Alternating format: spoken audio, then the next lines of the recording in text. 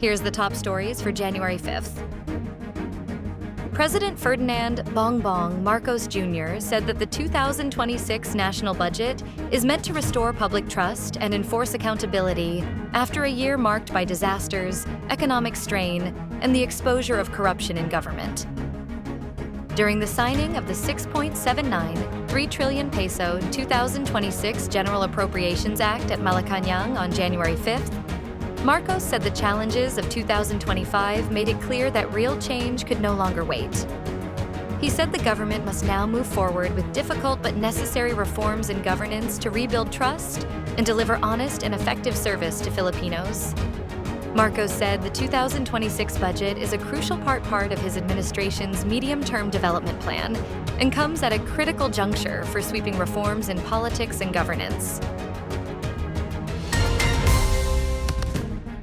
The Philippine government said on Monday, January 5th, that it acknowledges the United States' security considerations following its attack on Venezuela and the ouster of former President Nicolas Maduro over the weekend. In a statement released by the Department of Foreign Affairs, it stressed that there are still relevant principles of international law that must be observed, including the independence and sovereign equality of states, the peaceful resolution of disputes, the prohibition against the use of force, and non-interference in the domestic affairs of sovereign nations. Washington attacked Venezuela before announcing the capture of Maduro and his wife on Saturday, January 3rd. The move came as U.S. President Donald Trump accused Maduro, who had ruled Venezuela for a decade, of carrying out a campaign of deadly narco-terrorism against the U.S. As several countries, a key U.S. ally, either supported or opposed the U.S. action, the Philippines, a staunch ally of the U.S., just called on both sides to respect international law. The city government of Manila, along with other concerned agencies, is stepping up preparations for the traditional pahalik at the Quirino Grandstand, which begins Wednesday night, January 7th, as part of the Feast of Jesus Nazareno.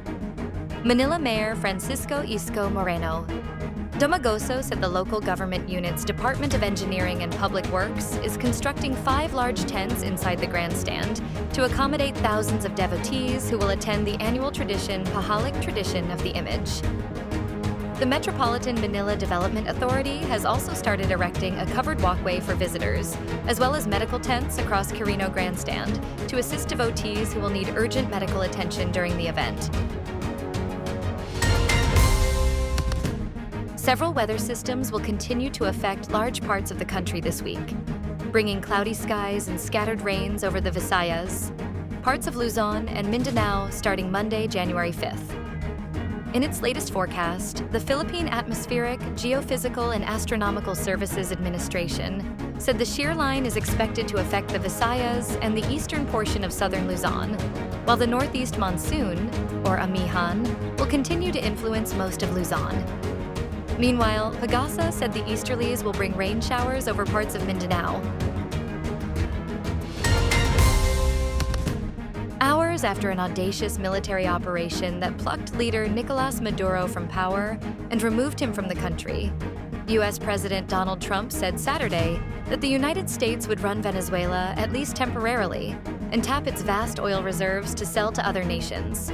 The dramatic action capped an intensive Trump administration pressure campaign on the South American nation and its autocratic leader and months of secret planning resulting in the most assertive American action to achieve regime change since the 2003 invasion of Iraq.